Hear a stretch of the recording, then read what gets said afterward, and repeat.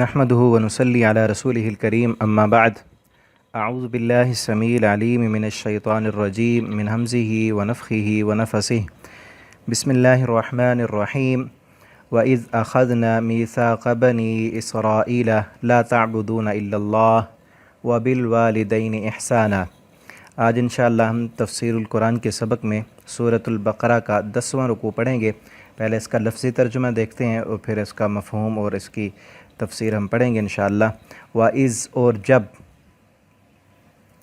اخذنا ہم نے لیا، میثاق پختہ عہد، بنی اسرائیل سے، لا نہیں، تعبدون تم سب عبادت کرو گے، الا اللہ مگر اللہ کی، وبالوالدین اور والدین کے ساتھ، احسان کرو گے، وذی القربیٰ اور قرابت والوں سے یعنی قریبی رشتہ داروں سے بھی تم احسان کرو گے، والیتامى اور یتیموں کے ساتھ بھی حسن سلوک کرنا ہے، احسان کرنا ہے، والمساکین اور مساکین کے ساتھ بھی، وقولوا اور تم سب کہو گے، للناس لوگوں سے، حسنا اچھی بات، یعنی نیکی کی بات کرتے رہو گے، لوگوں کو نیکی کی طرف بلاتے رہو گے، واقیموا الصلاۃ اور تم سب قائم کرو گے نماز کو، وآتوا الزکاۃ اور ادا کرو تم زکوٰۃ نماز کو، زکوٰۃ کو، نماز قائم کرو اور زکوٰۃ ادا کرو، یہ عہد لیا گیا تھا۔ ثم پھر، تولیتم تم سب پھر گئے، الا قلیلا مگر تھوڑے سے ایسے تھے جو اس عہد پر قائم رہے،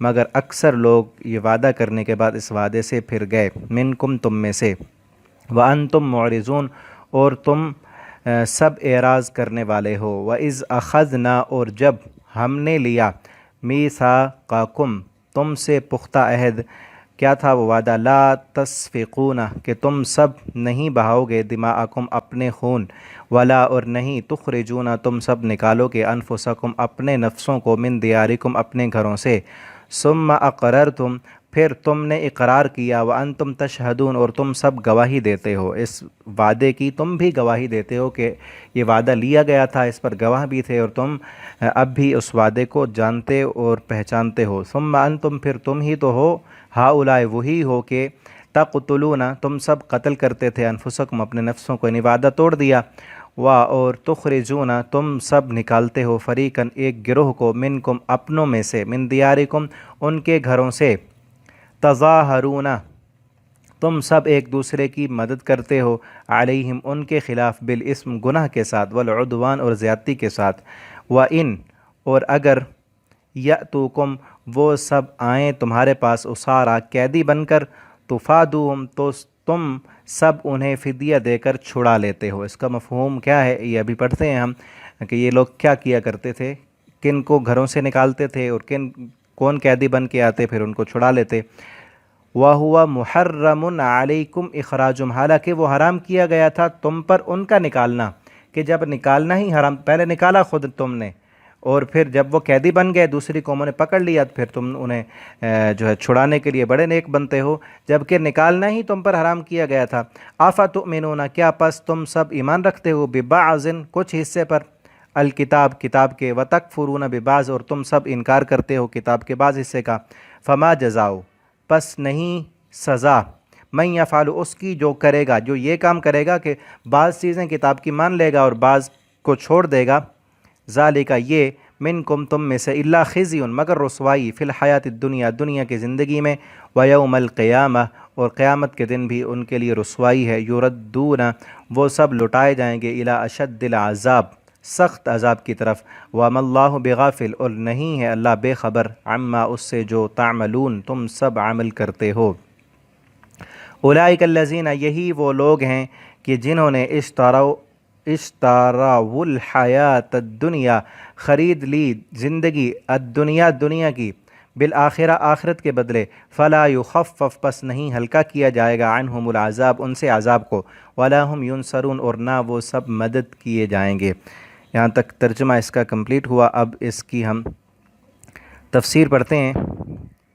وَإِذْ أَخَذْنَا مِيثَاقَكُمْ میثاق بنی اور جب ہم نے وعدہ لیا بنی اسرائیل سے، یہ دوسرا وعدہ ہے یہاں پر جو اس آیت میں ذکر ہو رہا ہے، یہ دوسرا وعدہ، ایک پیچھے ہم پڑھ چکے ہیں، وَإِذْ أَخَذْنَا مِيثَاقَكُمْ وَرَفَعْنَا فَوْقَكُمُ الطُّورَ خُذُوا مَا آتَيْنَاكُمْ بِقُوَّةٍ وہ ایک وعدہ تھا۔ اب یہ دوسرا وعدہ، یہ کب لیا گیا؟ اور اس رکوع میں یہاں ان آیتوں میں اس وعدے کا ذکر ہے کہ کیا وعدہ لیا گیا تھا، کس چیز کا وعدہ تھا، اور پھر ان بنی اسرائیلیوں نے، یہودیوں نے اس وعدے کا کس طرح مذاق اڑایا، اس کی کیسے دھجیاں بکھیر دیں، اور اللہ رب العالمین نے اس وعدے کو توڑنے کی وجہ سے ان پر کیا سزا مسلط کی، اس کا ذکر ہے۔ اور پھر یہ بھی ہے کہ ہم دیکھیں جو کام بنی اسرائیل ان یہودیوں نے کیا تھا، آج امت مسلمہ وہی کام کر رہی ہے یا نہیں کر رہی۔ انتہائی اہم ترین بات ہوگی اس رکوع میں جو بیان ہوئی ہے، توجہ کے ساتھ سماعت فرمائیں اور دوسروں تک بھی پہنچائیں، تاکہ ہمارے اندر، میں نے شروع میں بھی کہا تھا کہ 10 رکوع بنی اسرائیل کے کرتوت بیان ہوئے ہیں، اور ان میں امت محمدیہ کو تنبیہ کی جا رہی ہے کہ تم ایسے نہ بننا۔ اور اس رکوع میں جو بات ہو رہی ہے، دیکھیں ہمارے اندر وہ خرابی تو نہیں ہے۔ وعدہ کیا تھا؟ لا تعبدون الا اللہ، پہلی بات یہ تھی کہ اللہ کے علاوہ کسی اور کی عبادت نہیں کرنی۔ وبالوالدین احسانا، اور والدین کے ساتھ احسان کرنا ہے۔ اللہ کی عبادت کے ساتھ نا والدین کے ساتھ حسن سلوک کرنے کا ذکر قرآن میں تقریباً 4-5 دفعہ ہے۔ یہ پہلا مقام ہے، آگے بھی آئے گا کہ اللہ نے اپنی عبادت کے بعد جو سب سے بڑی ذمہ داری عائد کی ہے ایک مسلمان پر، وہ یہ ہے کہ اپنے والدین کے ساتھ حسن سلوک کرے، اچھا سلوک کرے، والدین کے آگے اف بھی نہ کرے۔ یہ بنی اسرائیل سے بھی وعدہ کیا گیا تھا، ان کو بھی یہ نصیحت کی گئی تھی۔ والیتامہ، اور یتیموں کے ساتھ اچھا سلوک کرنا ہے کہ جن کا باپ نہیں، سر پہ ان کا سہارا نہیں، تم نے ان کی دیکھ بھال کرنی ہے، ان کی نگہداشت اسی طرح کرنی ہے جس طرح تم اپنے بچوں کا خیال رکھتے ہو، اسی طرح ان کا بھی خیال رکھنا ہے۔ کہ یہ تمہارے بچے یتیم ہو جاتے تو تم کیا سمجھتے ہو کہ ان کے ساتھ لوگ کیسا سلوک کریں، تو ویسا سلوک تم دوسرے جو یتیم بچے ہیں ان کے ساتھ بھی ویسا سلوک کرو، اور مسکینوں کے ساتھ بھی اچھا سلوک کرو، اور لوگوں کے ساتھ احسن انداز کے ساتھ بات کرو۔ قولوا للناس حسنا، اچھی بات کرو۔ اور ایک حدیث میں آتا ہے، نبی کریم صلی اللہ علیہ وسلم نے فرمایا کہ بہترین نیکی وہ ہے کہ تو ایسی بات بولے جو حق ہو، حق بات، سچی بات، یعنی جھوٹ نہیں، سچ بات بولے، اور تیری اس بات سے تیرے مسلمان بھائی کا دل خوشی سے بھر جائے، یہ تیرے لیے بہترین نیکی ہے۔ جھوٹ بول کر نہیں، سچی بات کر کے، اور ایسے انداز میں۔ اور ایک حدیث میں ہے کہ آپ کا مسکرانا، آپ کے چہرے کی مسکراہٹ آپ کے بھائی کو دیکھ کر، لکا صدقہ، یہ آپ کے لیے صدقہ ہے۔ آپ اپنے بھائی کو اور کچھ نہیں دیکھ سکتے، آپ خندہ پیشانی کے ساتھ، مسکراتے ہوئے چہرے کے ساتھ، اور خوش دلی سے اس کو گلے ملیں، اس کو سلام کریں، کہ آپ کے سلام سے، آپ کے چہرے کی حشاشت اور بشاشت سے وہ بھی خوش ہو جائے۔ یعنی کہ منہ پہ 12 بجے ہوئے ہیں اور اگلا سلام کر رہا ہے تو انگلیاں دے رہے ہیں، پورا ہاتھ بھی نہیں ملا رہے، یہ اچھی بات نہیں ہے۔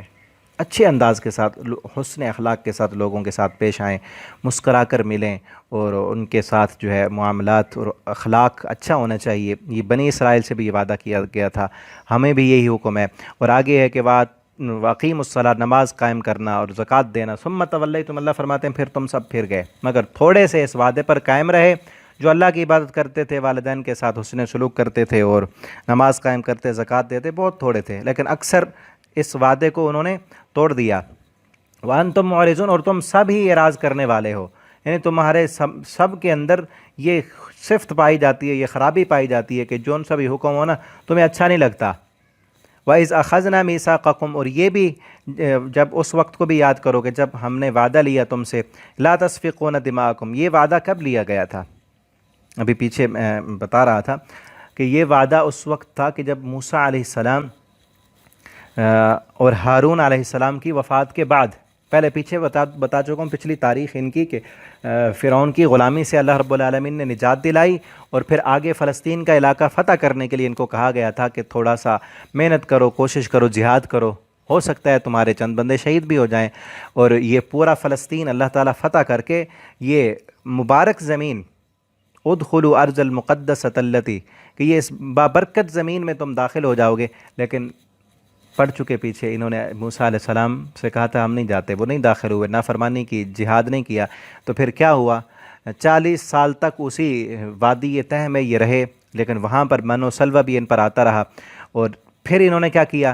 اللہ سے کہا کہ من سلوہ نہیں چاہیے، دنیا کی چیزیں چاہیے، ہمیں کھیتی چاہیے، ہمیں جو ہے زمین میں ہم کاشتکاری کریں گے، ٹھیک ہے؟ تو یہ ساری چیزیں پڑ چکے ہیں۔ پھر کیا ہوا؟ کافی عرصے کے بعد یہ جو قوم تھی غلامانہ غلامی کی زندگی بسر کرنے والی، یہ سارے مر گئے، نئی نسل جو ہے وہ جوان ہو چکی تھی۔ اب ان کو اللہ رب العالمین نے صلاحیت دی کیونکہ انہوں نے غلامی میں زندگی بسر نہیں کی تھی۔ غلامانہ ذہن والی قومیں کبھی فتح نہیں کر سکتیں، جنہوں نے نسل در نسل غلامی کی زندگی بسر کی ہو، ان کے ذہن بھی غلام بن چکے ہوتے ہیں، وہ سارے فوت ہو گئے۔ اور پھر موسیٰ اور ہارون علیہ السلام بھی فوت ہو گئے۔ ان کی وفات کے بعد بنی اسرائیل نے یوشع بن نون کی قیادت میں فلسطین کو فتح کرنا شروع کیا، اور سب سے پہلے اریحہ شہر تھا اس کو فتح کیا، اور پھر اس کے بعد ان کی قیادت میں سارا شہر بنی اسرائیل نے فتح کر لیا، اور پورا ملک جو ہے، سارا شہر نہیں بلکہ پورا فلسطین جو ہے وہ فتح کر لیا۔ اور فتح کرنے کے بعد انہوں نے ایک خامی کیا تھی، ان میں خرابی یہ کی کہ 12 قبیلے تھے نا، پہلے میں بتا چکا ہوں، انہوں نے مرکزی حکومت نہیں بنائی، 12 قبیلوں کی الگ الگ حکومت تھی، یعنی 12 قبیلے تھے، سردار تھے ان کی علیحدہ علیحدہ حکومت ہر قبیلے کی، اور آپس میں جو 12 قبیلے تھے ان کی آپس میں پھر لڑائیاں ہوتی تھیں۔ لیکن اللہ رب العالمین نے ان سے کیا وعدہ کیا تھا، لا تسفقون دماءکم، آپس میں تم نے خون ریزی، یہ اللہ نے ایک آگے دنیا کی قیادت ان کو دی تھی نا، تو قائدانہ قوم کی صلاحیتیں کیا ہوتی ہیں؟ اللہ نے کہا لا تسفقون دماءکم، آپس میں تم نے خون ریزی نہیں کرنی۔ اس سے کیا ہوگا؟ اگر آپس میں لڑو گے تو تمہاری قوتیں ختم ہو جائیں گی اور دشمن قوم تم پر حملہ کر لے گی، اس لیے آپس میں نہیں لڑنا۔ اور ولا تخرجون انفسکم من دیارکم، تم نے اپنے آپ کو یعنی اپنے دوسرے قبیلے والوں کو ان کے گھروں سے نہیں نکالنا۔ اور ثم اقررتم، اللہ فرماتے ہیں پھر اقررتم، تم نے اس وعدے کا اقرار بھی کیا، وانتم تشہدون، تم گواہی بھی دیتے ہو کہ اس وعدے پر گواہ بھی تھے اور تم خود بھی گواہ ہو، یہ وعدہ لیا گیا تھا کہ اب حکومت بن گئی ہے تمہاری، اب آپس میں ایک دوسرے کو قتل نہیں کرنا، لڑائیاں نہیں کرنی، بلکہ صلح کے ساتھ، اخلاق کے ساتھ، جیسے پیچھے کہا نا قولوا للناس حسنا، باقی لوگوں کے ساتھ بھی حسن سلوک سے بات کرنی ہے، یہ تو تمہارے اپنے ہیں۔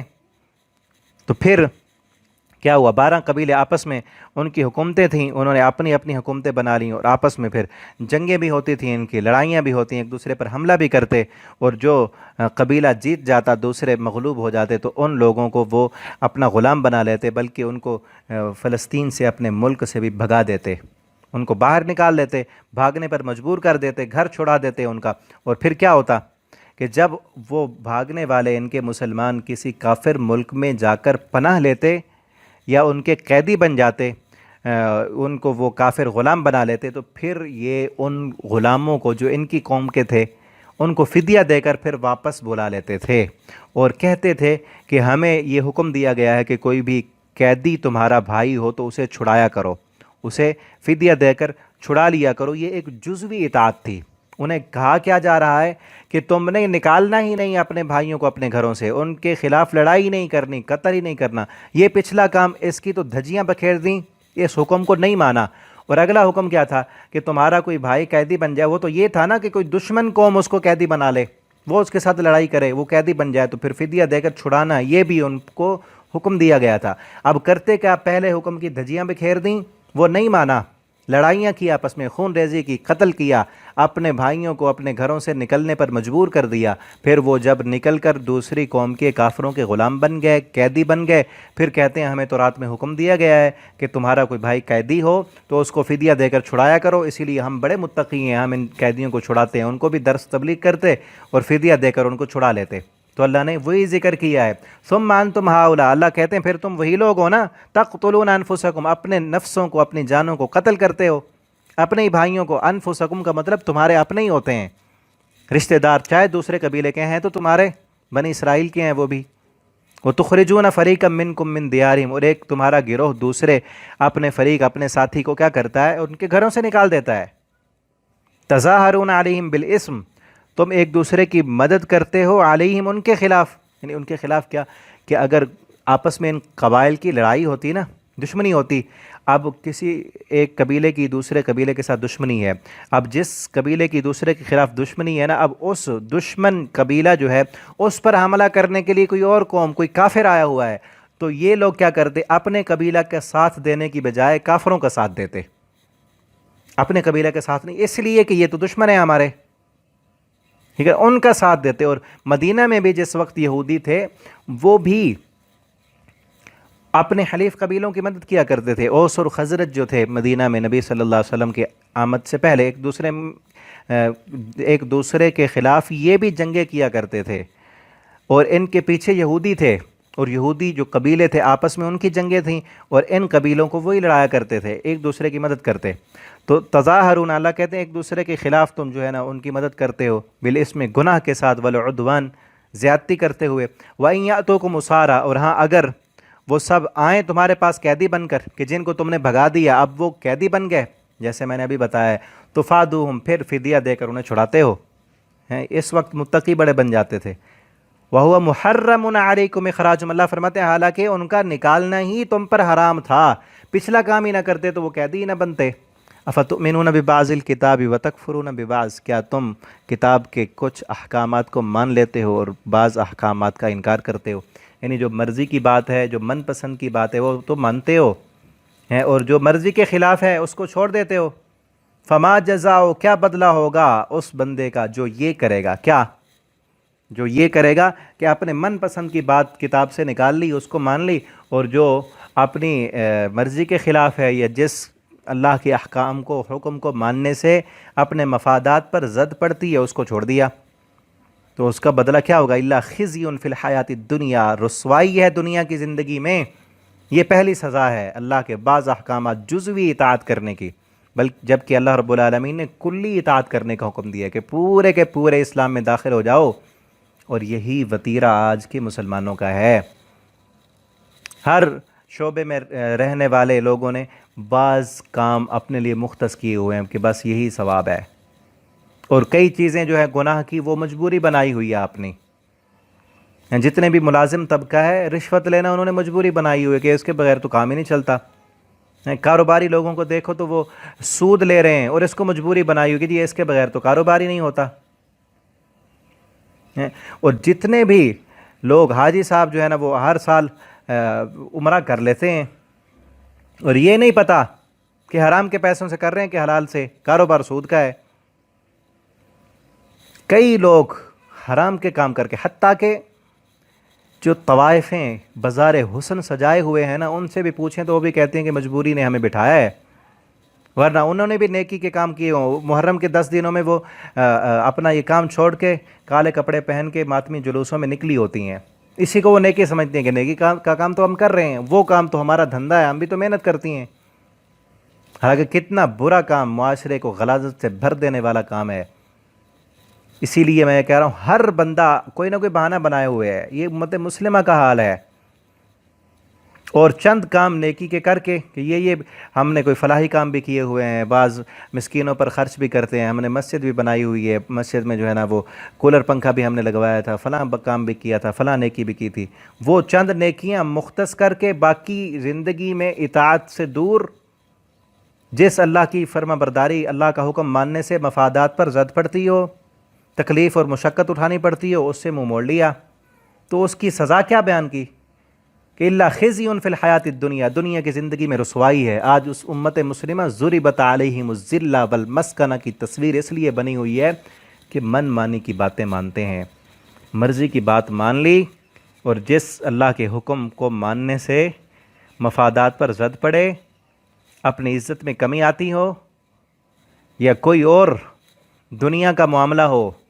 تو پھر اس کام کو چھوڑ دیا۔ یہ وتیرہ یہودیوں کا تھا۔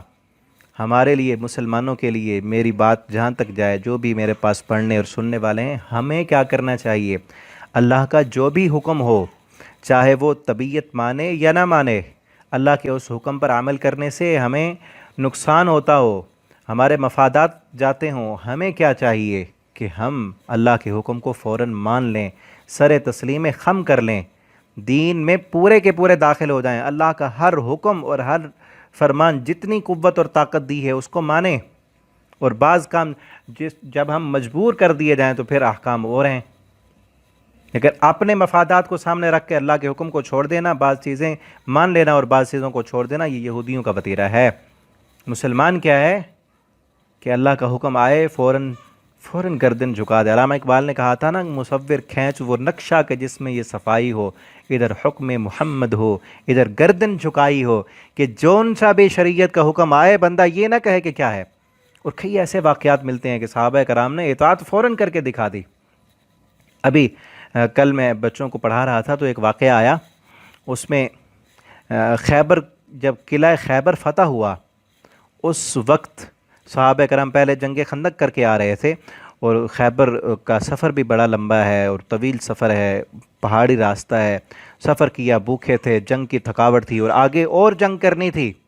وہاں پر گدھے باہر بندھے ہوئے تھے، لوگوں نے، یہودیوں نے سارے جو ہے وہ سامان اندر رکھ دیا، گدھے بھول گئے، وہ باہر تھے۔ اب مسلمانوں نے، اس وقت گدھے حرام نہیں تھے، گدھے کا گوشت، لحوم الحمر الاہلیہ، گھریلو گدھے کا گوشت حلال تھا، اور مسلمانوں نے اسے ذبح کیا، دیگیں پکا لیں۔ جب پک گیا کھانا، کھانے کے لیے تیار تھے لوگ، اس وقت اللہ نے حکم دیا، رسول اللہ صلی اللہ علیہ وسلم نے فرمایا اعلان کرو کہ یہ گدھے کا گوشت آج کے بعد حرام ہے، نہیں کھانا۔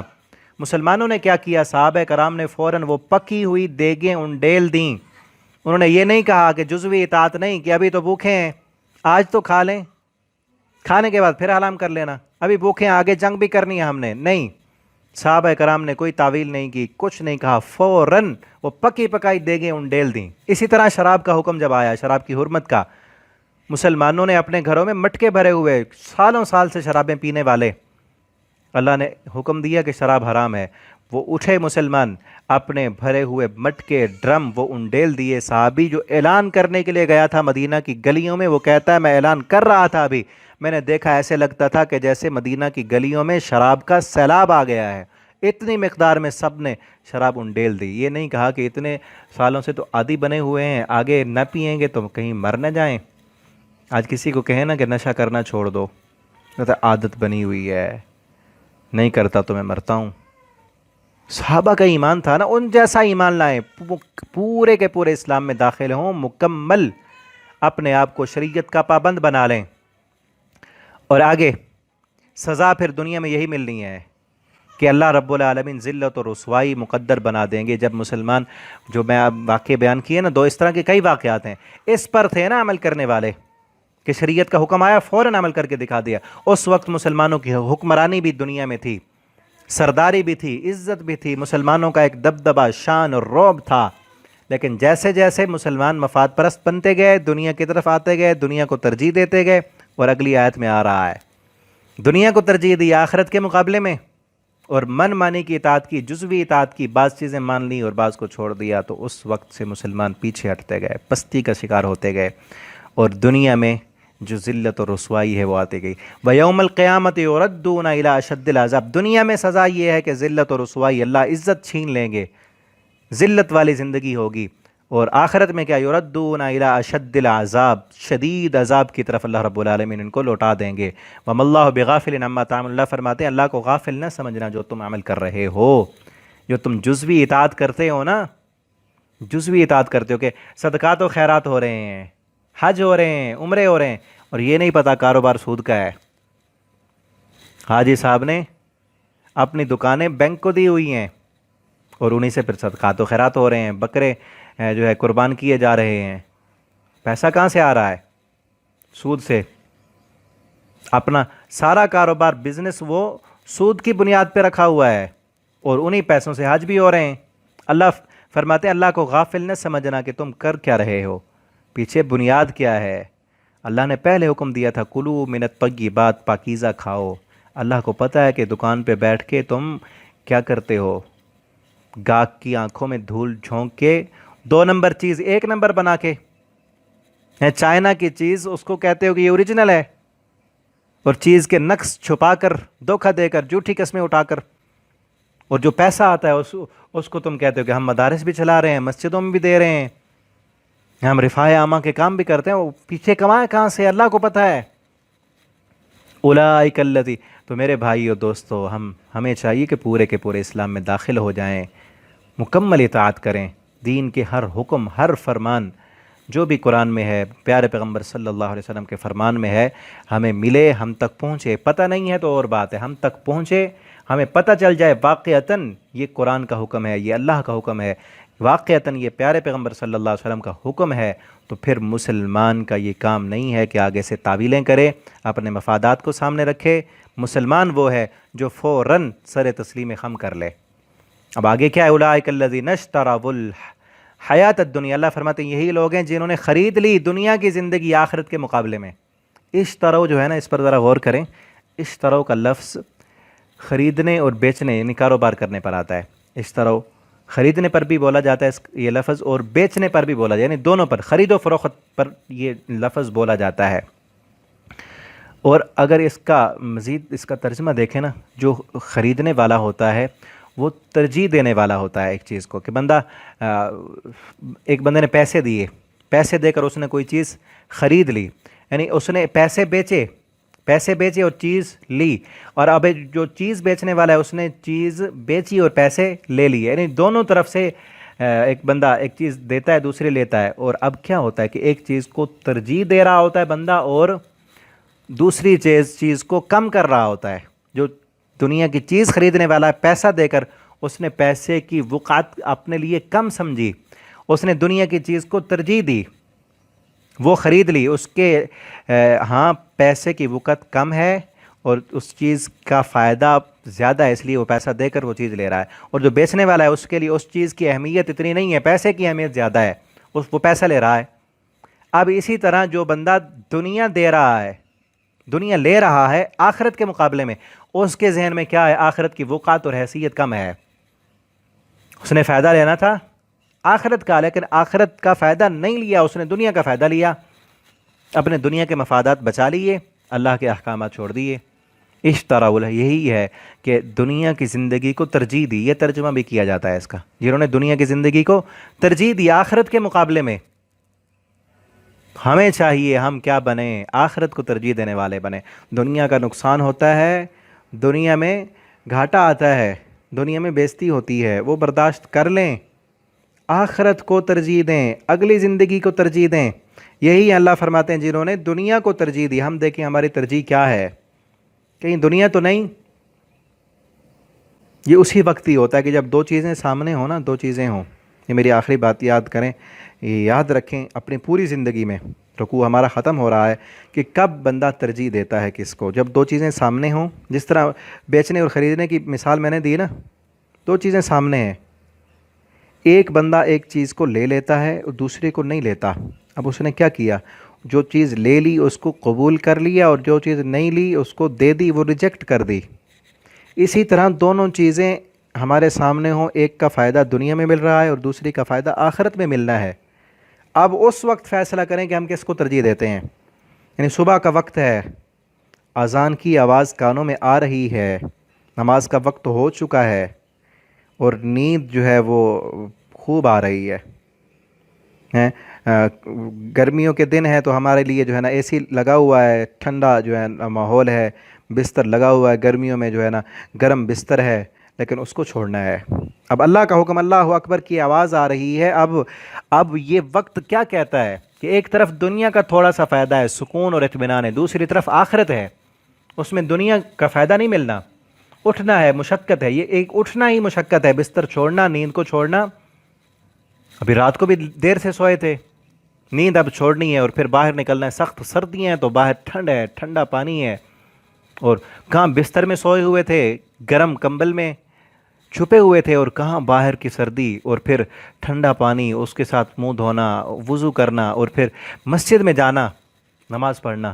اب جو بندہ یہ کرتا ہے اس نے دنیا کی نیند ریجیکٹ کی، آخرت کے فائدے کا سوچا. نماز پڑھنے کے لیے گیا، اس نے سجدے میں سر جھکایا، اللہ کو الہ مانا، رب مانا، اکبر مانا. اور جس نے اذان کی آواز بھی سن لی، اس نے کروٹ بدلی، لحاف کھینچا، پھر سو گیا. اس نے کیا کیا؟ دنیا کی اس نیند کو اس نے ترجیح دی، جو کم ترین فائدہ. کتنی دیر اور سو لے گا؟ زیادہ سے زیادہ سوئے رہے تو تھک جائے گا، اٹھ جائے گا، پھر ابھی اس وقت اٹھ پڑے. اور اسی طرح ایک بندے کو جھوٹ بولنے سے دنیا میں پرافٹ ملتا ہے، کروڑوں کا فائدہ ملتا ہے، لیکن جھوٹ بولنے سے ملتا ہے. اب وہ دل میں سوچتا ہے کہ جھوٹ تو بولوں گا، آخرت کا تو نقصان ہے نا، وہ اپنے اس کروڑوں کے فائدے کو ٹھوکر مار دیتا ہے، جھوٹ نہیں بولتا. اسی طرح سودی کاروبار کرنے سے اس کا پرافٹ عروج پر، دنیا میں وہ کروڑوں کما سکتا ہے، لیکن ہیں سود کے. وہ کہتا ہے نہیں، میں نے نہیں کرنا یہ کاروبار، کیونکہ اللہ نے حرام کیا ہے. وہ حرام مال کا کاروبار نہیں کرتا، وہ کسی کو دھوکہ نہیں دیتا، وہ کسی کی آنکھوں میں دھول نہیں جھونکتا، وہ سچ بولتا ہے، وہ اچھا اخلاق اختیار کرتا ہے، وہ دنیا کا فائدہ حاصل کرتا ہے لیکن آخرت کے بعد مقدم اس کے لیے آخرت ہے، اس کا مقصد، اس کی زندگی کا مقصد آخرت ہے، دنیا کو وہ صرف ضرورت کے لیے استعمال کرتا ہے، وہ بھی سچ بول کر، حلال اور جائز وسائل استعمال کر کے، تو اس نے آخرت کو ترجیح دی۔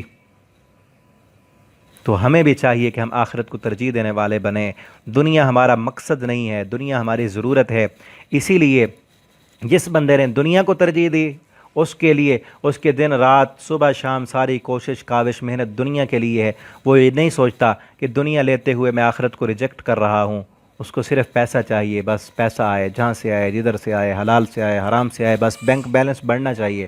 بیٹا کما کے آیا ہے، وہ رشوت لے کے آیا، وہ جھوٹ بول کے چکر دے کے کاروبار سے پیسے لے کے آیا، بس وہ پیسہ لایا ہے تو باپ تھپکی دے رہا ہے کہ ہاں بس ٹھیک ہے۔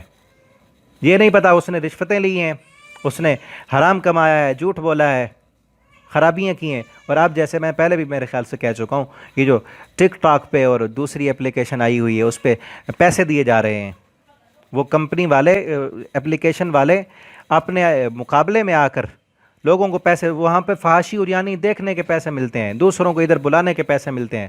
اب لوگ یوٹیوب پہ ایڈ چل رہے ہیں کہ آپ، میں اتنے ہزار کما چکا ہوں، اتنے لاکھ کما چکا ہوں، آپ بھی کمائیں، آپ بھی لائیں۔ ان کو پتہ نہیں کہ حرام ہے، جہنم کا راستہ ہے۔